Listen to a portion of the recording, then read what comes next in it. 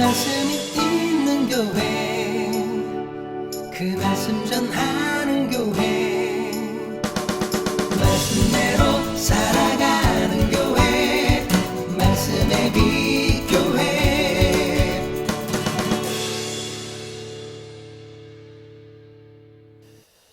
오늘은 끝없는 싸움이라는 제목으로 말씀을 나누고자 합니다. 오늘은 시편입니다. 시편 44편 위에 표제가 뭐라고 기록되어 있습니까? 고라자손의 시죠. 고라자손의 마스길이죠. 마스길이 뭐죠? 네, 몰라도 됩니다. 교훈시라는 뜻입니다. 고라자손의 마스길, 인도자를 따라 부르는 노래, 인도자를 따라 부르는, 그러니까 고라자손이 지은 교훈하는 인도자를 따라 부르는 노래라는 거예요. 우리말 성경에는 이렇게 표제로 따로 분리가 됐지만, 전에 시편을 우리가 나눌 때도 여러 번 말씀을 드렸지만 히브리어 원어 성경에는 이게 1절로 되어 있어요. 그러니까 표제로 떨어져 있으니까 이게 긴가민가 하는데 히브리 원어 성경에는 이게 1절이에요. 그리고 우리말로 번역된 1절이 히브리 원어 성경에는 2절로 되어 있어요. 그러니까 44장은 총 26절로 되어 있는데 원어 성경에는 그래서 27절로 되어 있는 거예요. 이해가 되시죠? 표제에 따르면 고라자손의 교훈시인데 인도자, 지휘자의 인도, 지도에 따라서 함께 제의 때 사용하는 시예요. 그러니까 제사 드릴 때나 예배 때 찬양했던 찬양 가사라고 보시면 되겠습니다. 네, 이 시의 저자에 대해서 표제가 뭐라고 기록해요? 고라 자손의 마스길이잖아요. 그래서 저자를 고라 자손으로 보면, 고라가 누군지 잘 아시죠? 레위 지파였지만 고라는 죽었지만 그의 자손들은 살아남았어요. 그의 가족들은 함께 땅에 묻혔지만 살아남은 자손들이 있어서 결국 하나님을 찬양하는 레위인의 역할을 감당해요. 그 자손들이 지은 시예요. 그렇게 보는 견해가 있고, 그게 이제 주된 견해고요. 또 하나의 견해는 히스기야가 지은 시로 보는 견해도 있습니다. 근데 조금 더 정확한 건 아마도 히스기야 당시에 히스기야의 신앙을 보고 고라 자손이 이 시를 지었다라고 보는 게 일반적입니다. 그러면 이 배경이 뭘까 하는 거예요. 이 시, 고라 자손이 지었든 히스기야가 지었든 배경이죠. 언제 이 찬양, 이 시를 지었는가 하는 거예요. 이 시는 아수르가 쳐들어왔을 때, 그러니까 사네립의 침공으로 인해서 히스기야가 고생을 좀 하죠. 그런데 1차 침공이 아니라 2차 침공 때, 2차 침입 때 지은 시로 봅니다. 아수르가 1차 때는 왜 쳐들어오냐면 히스기야가 북이스라엘이 멸망하는 걸 보고 누구를 의지해요? 애굽을 의지합니다.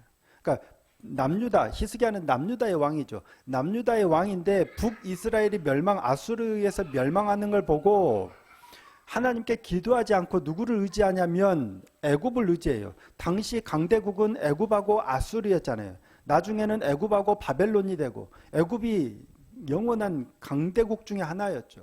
그래서 아수르에서 북이스라엘이 멸망하는 걸 보고 히스기야가 애굽을 의지해요.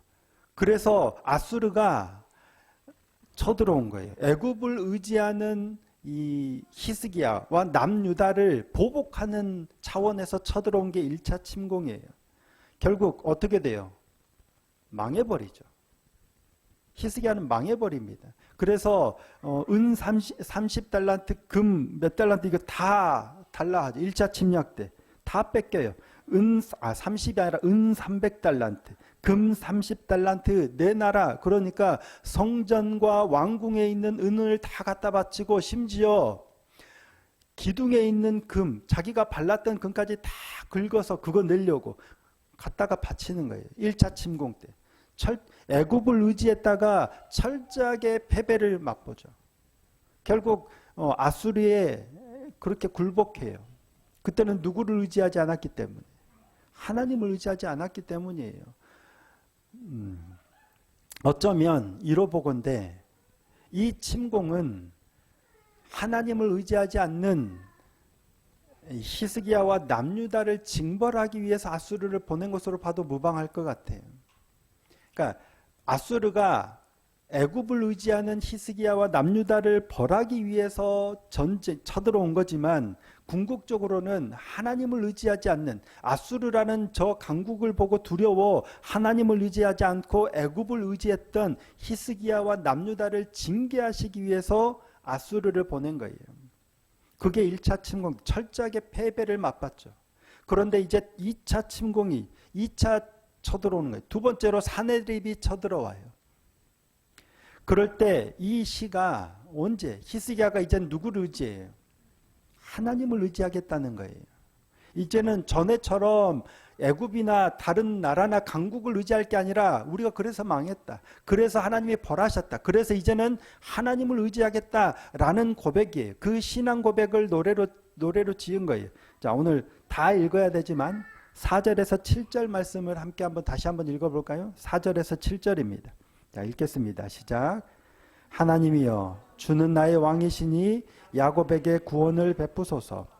우리가 주를 의지하여 우리 대적을 누리고 우리를 치러 일어나는 자를 주의 이름으로 밟으리이다. 나는 내 활을 의지하지 아니할 것이라. 내 칼이 나를 구원하지 못하리이다.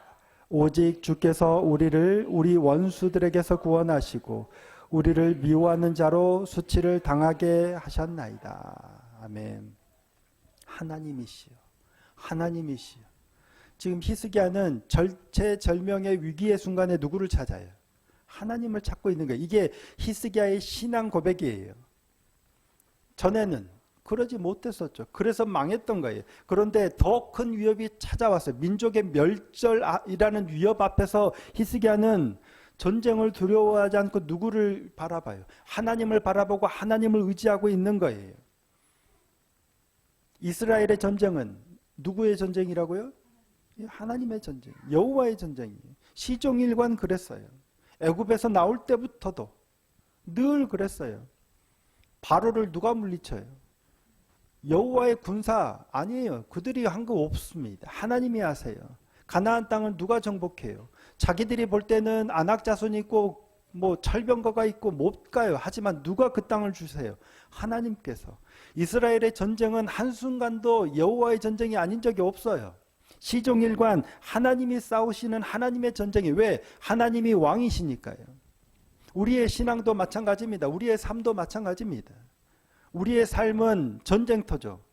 우리가 공부도 마찬가지고 사업도 마찬가지고 취업도 마찬가지고 다 마찬가지예요. 우리가 열심히 노력하고 우리가 열심히 일하고 해서 될 것 같죠. 물론 그렇게 해야 되지만 궁극적으로는 누구의 전쟁이에요? 하나님의 전쟁이에요. 그러니까 누구를 의지해야 되냐면 하나님을 의지해야 되는 거예요. 공부 열심히 하지 말라는 얘기가 아닙니다. 근데 어느 학원이 더 좋을까? 어느 강사가 더 좋을까? 쌤님 이게 아니고요. 제 모사가 잘 안 되네. 그런 걸 찾아다니는 게 아니라 하나님을 의지해야 하는 거예요. 근데 우리의 약점이 뭐예요? 눈에 보이는 것에 금방 이렇게 넘어져 버린다는 얘기예요. 분명 우리의 믿음은 눈에 보이는 게 아니라 하나님을 의지해야 된다. 하나님을 신뢰하고 하나님을 의지해야 된다라고 아는데 눈에 보이는 현실에 마음을 빼앗기기가 너무 쉬워. 이게 우리의 약점이에요. 안 그러신 분 계세요? 나는 믿음이 너무 좋아서 아무리 유혹해도 안 넘어가 하는 사람이 없겠죠. 사랑도 그렇잖아요. 좋아서 죽을 것 같고 목숨까지 바칠 것 같지만 out of sight, out of mind. 눈에서 멀어지면 마음도 멀어지는 거예요. 이 말이 그냥 나온 게 아니겠죠. 그러니까 장거리 연애가 어렵다고 하잖아요. 자주 보면 볼수록 나도 모르게 마음이 끌리는 거예요. 되게 못생겨서 마음도 안 좋았는데 자꾸 보고 하다 보니까 가는 거예요. 보이지 않는 하나님보다 어쩌면 우리는 눈에 보이는 어떤 사람이나 사물이나 힘이나 현상에 넘어지기가 너무 쉬워요. 주먹은 가깝고 법은 멀어요. 그러니 주먹을 먼저 쓰겠죠. 당장 눈앞에 보이는 이걸로 해결하려고 하지 보이지도 않고 저 멀리 계신 것 같은 하나님을 의지하려고 잘 안 한단 말이에요. 이게 인간의 일반적인 연약함이에요. 우리가 그래요. 너만 그렇고 나는 안 그렇다 이게 아니고 나는 그런데 너는 안 그렇다 아니에요. 우리 다 그래요. 근데 이게 명백한 우리의 약점인데 사울 왕도 그랬었죠. 하나님께서 택하셔서 왕으로 삼았어요. 하나님이 세우신 왕이에요. 그도 처음에는 하나님을 의지하죠. 눈에 보이지 않지만 그도 하나님을 잘 알아요. 하나님의 영이 임해서 적군도 물리치고 왕도 되고 하나님의 영이 함께하는 사람도 알아봐요. 사울 왕이 다윗을 선택할 때 골리앗을 물리치는 걸 보고 선택한 게 아닙니다. 그 전에 다윗을 이미 택해요. 여호와의 양령이 들어서 수금 탈 자를 아는 자를 찾을 때 예루살렘 성 안에 있는 수금 잘 타는 사람이 아니라 저 베들레헴 시골 양치는 목동인 다윗을 청거받았는데 그를 택해요. 이유가 뭘까? 자, 사무엘상 16장 18절입니다. 사무엘상 16장 18절. 소년 중 한 사람이 대답하여 이르되 내가 베들레헴 사람 이새의 아들을 본즉 수금을 탈 줄 알고 용기와 무용과 구변이 있는 준수한 자라. 여호와께서 그와 함께 계시더이다 하더라. 어떤 한 소년이 사울 왕에게 수금 탈 줄 아는 사람으로 다윗을 천거한 건데 다윗이 잘하는 게 뭐냐면 수금을 가장 잘 탄다 이게 아닙니다. 수금도 탈 줄 알고 용기도 좀 있고 생긴 것도 좀 괜찮은 것 같은데 결정적인 게 뭐예요? 여호와께서 그와 함께 계시더이다. 오! 그래? 데려와봐.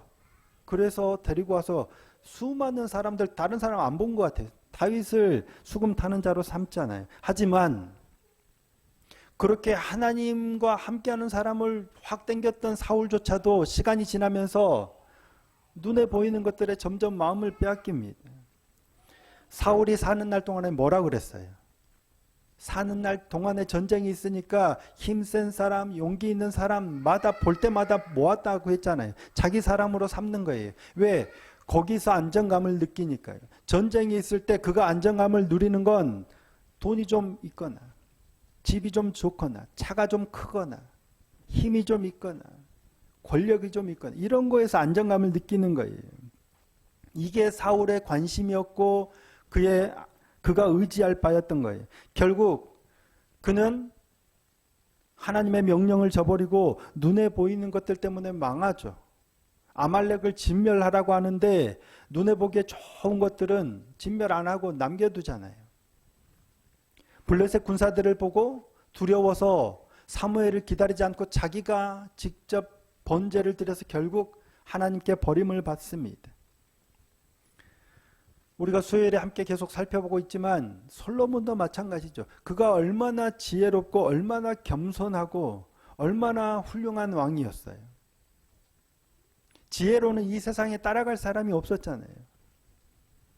더구나 다윗의 대를 이어서 여호와의 성전까지 건축했던 사람이에요. 자, 열왕기상 8장 27절입니다. 하나님이 참으로 땅에 거하시리이까 하늘과 하늘들의 하늘이라도 주를 용납하지 못하겠거든 하물며 내가 건축한 이 성전이오리이까. 무슨 말이에요? 그 크고 화려하게 백향목 막 의리의리하게 지은 성전이라 할지라도 하나님을 아무리 크고 화려하다 할지라도 하나님이 거하실 처소로는 택도 없다는 거예요. 그만큼 하나님이 크시다는 거예요. 얼마나 겸손해. 그랬던 솔로몬이에요. 지혜롭고 겸손한 왕이었어요. 근데 솔로몬이 어떻게 되는지 다 아시죠? 성을 짓는데 더 많은 시간과 더 많은 인력을 동원하고 수많은 신전들을 짓고 수많은 토목공사를 통해서 결국 백성들을 도탄에 빠지게 한 또 하나의 애굽을 건설했던 왕이 솔로몬입니다. 그 눈에 보이지 않던 하나님에 대한 신뢰가 눈에 보이는 것들의 마음을 빼앗기니까 그렇게 되는 거예요. 믿음은 결국 이 싸움인 것 같아요. 눈에 보이는 것과 눈에 보이지 않는 것 사이에서 나는 무엇에 마음을 주느냐의 싸움이에요. 눈에 보이는 게 많아요? 눈에 보이지 않는 게 많아요? 눈에 보이는 게 훨씬 많고 눈에 보이는 게 훨씬 가깝고 눈에 보이는 게 마음을 주기가 훨씬 편해요. 안정감도 느껴요. 여러분 100만 원을 드리면 100만 원이 안정감을 느낄까요? 하나님이 당신과 함께 하세요 라는 말이 안정감을 느낄까요? 아, 그렇죠. 100만 원 정도는 별로 감이 안 오시죠. 한 10억, 100억은 너무 크니까 한 10억을 준다면 10억을 진짜 누군가가 계좌로 딱 보낸다면 10억의 안정감을 느낄까요? 하나님이 나의 주인이시다, 나와 함께 하신다는 그 약속의 말씀이 안정감을 줄까요? 10억. 저도 10억일 것 같아요. 근데 그래서 사단은 끊임없이 우리를 유혹해요. 우리 앞에 눈앞에 현실과 10억과 더 좋은 것들을 보여주면서 눈에 보이는 것을 따르라고 하는 게 이게 나를 섬기라 라고 말을 해서 그렇지 그게 우리의 마음을 눈에 보이지 않는 하나님에게서 눈에 보이는 것으로 자꾸 끌어당기는 거예요. 심지어 예수님조차 이렇게 유혹했죠. 자, 마태복음 4장 8절 9절 말씀입니다. 함께 한번 읽어볼까요? 마태복음 4장 8절 9절. 자, 시작. 마귀가 또 그를 데리고 지극히 높은 산으로 가서 천하 만국과 그 영광을 보여 이르되 만일 내게 엎드려 경배하면 이 모든 것을 내게 주리라. 천하 만국을 보여주면서 나한테 절하면 이 모든 걸 너에게 주리라는 거예요. 눈에 보이는 게 이만큼 큰 유혹이 됩니다. 믿음은 보이지 않는 것에 대한 신뢰의 문제예요. 눈에 보이는 걸로 계속 사단은 우리를 유혹하지만 믿음은 눈에 보이는 걸 넘어서서 보이지 않는 걸 붙들 수 있느냐의 문제입니다. 보이지 않는 하나님, 보이지 않는 하나님의 말씀을 내가 신뢰할 수 있느냐가 믿음의 관건이에요. 요한복음 20장 29절입니다. 요한복음 20장 29절. 예수께서 이르시되 너는 나를 본고로 믿느냐 보지 못하고 믿는 자들은 복되도다 하시니라. 누구에게 하신 말씀이에요? 도마에게 하신 말씀입니다. 예수님께서 부활하신 후에 아무도 안 믿죠. 부활하신 주님을 만났다는 여인의 말도 안 듣고 가던 제자들의 말도 안 듣고 또 모여있는 10제자의 말도 안 듣죠. 안 믿죠. 결국 그래서 하신 말씀이에요. 세상 사람들 우리 전도할 때 이런 많이 하죠. 보여줘봐 그럼 믿을게. 예수 믿어. 하나님 믿어. 보여줘봐 그럼 믿을게. 하나님이 계시다면 보여달라는 거예요. 어떻게 보여줘? 보여주실 수 있어요? 근데 세상 어리석은 말이에요. 정말 미련한 거예요. 보여줘봐 믿을게. 이거는 정말 미련한 거예요. 왜냐하면 믿음이라는 건 눈에 보이는 것에 관련된 게 아닙니다. 보이지 않는 것에 관련된 거예요. 보여주면 믿을게 하는 거는 믿음하고 어쩌면 상관이 없는 겁니다. 믿음이라는 건 어차피 보이지 않는 것에 대한 문제예요. 예수님께서 십자가에 달리셨을 때 사람들이 뭐라고 조롱해요? 네가 그리스도면 내려와봐. 그러면 믿을게. 자, 마가복음 15장 32절입니다. 이스라엘의 왕 그리스도가 지금 십자가에서 내려와 우리가 보고 믿게 할지어다 하며 함께 십자가에 못 박힌 자들도 예수를 욕하더라. 내려오면 믿겠다는 얘기예요. 내려오세요? 안 내려오세요? 안 내려오세요. 왜? 보여주면 믿을까요? 안 믿습니다. 예수님께서 그동안 얼마나 많은 것들을 보여주셨어요. 수많은 이적들을 행하시고 하나님 나라를 가르치고 보여줘요. 안 믿어요. 십자가에서 내려오셨으면 믿었을까? 그거 믿을 사람은 안 내려오셔도 믿어요. 왜? 믿음은 보는 것에 달린 게 아니라 보이지 않는 것에 달렸기 때문입니다. 그래서 표징을 보여달라라는 이들에게 요나의 표징 외에는 보여줄 것이 없다. 예수님이 무덤에 들어갔다가 부활하신 그 표징을 말씀하신 거죠. 눈에 보여지는 표징을 보여주지 않으세요. 왜냐하면 믿음은 보이는 게 아니라 보이지 않는 것과 관련이 있기 때문입니다. 그래서 히브리서 기자는 이렇게 기록합니다. 히브리서 11장 1절입니다. 믿음은 뭐예요? 바라는 것들의 실상이요. 보이지 않는 것들의 증거예요. 보는 걸 누가 믿겠어요? 보는 건 아는 거예요. 믿음은 보이지 않는 걸 믿는 거예요. 자, 로마서 8장 24절 25절 함께 한번 읽어보실까요? 로마서 8장 24절 25절. 자, 시작. 우리가 소망으로 구원을 얻었음에 보이는 소망이 소망이 아니니 보는 것을 누가 바라리요? 만일 우리가 보지 못하는 것을 바라면 참음으로 기다릴지니라. 성경은 시종일관 말씀하세요. 보고 믿을 게, 보여주면 믿을 게가 아니에요. 믿음은, 우리의 신앙생활은 보이는 것과 보이지 않는 것에 대한 끊임없는 싸움이에요. 뭐에 달렸어요? 보이는 게 아니에요. 보이지 않는 것에 달렸어요. 그런데 우리는 자꾸 보이는 것에서 믿음을 증진시키고 믿음을 확인하고 믿음을 가지려고 하는 거예요. 그러니까 안 되는 거예요. 근데 문제는 우리가 연약하기 때문에 자꾸 여기에 넘어져요. 현혹돼요. 교회에서 뭐 많이 해요? 프로그램 많이 하죠. 열심히 교육하고 훈련하고. 이게 좋은 거예요? 나쁜 거예요? 좋은 거예요. 나쁜 건 아니에요. 근데 문제는 좋은 거라 사다 보니까 눈에 보이는 여기에서 안정감을 느껴요. 안도감을 느껴요. 그런 훈련들을 통해서 보이지 않는 하나님께로 가는 하나의 도구인데 자꾸만 여기에서 안정감을 느끼니까 눈에 보이는 것들만 자꾸 몰아가는 거예요. 그러니까 그런 것들만 하는 거예요. 헌신, 봉사, 심지어 성경 읽기, 쓰기, 암송, 묵상까지도 좋아요. 얼마나 귀한 거예요. 그런데 문제는 이걸 통해서 보이지 않는 하나님께로 더 가까이 가고 하나님과의 관계가 깊어지는데 이게 우리가 마음을 둬야 되는데 그렇지 않고 자꾸 눈에 보는 성경을 몇 번 읽었니? 성경을 어디까지 썼니? 나는 뭐 얼마나 몇 년 동안 큐티했니? 얼마나 헌신하고 얼마나 헌금하고 얼마나 교회를 크고 화려하게 짓고 그런데 마음을 빼앗기면 안 된다는 얘기예요. 반드시 필요하고 정말 좋은 것들이지만 이것들을 통해서 믿음은 눈에 보이지는 내가 얼마나 했느냐가 아니라 보여지지 않는 하나님과 얼마나 깊어지느냐. 여기에 달렸다는 거예요. 우리의 믿음은 눈에 보이는 게 아니라 보이지 않는 것에 달렸다는 사실을 기억하는 저와 여러분이 되기를 소원합니다.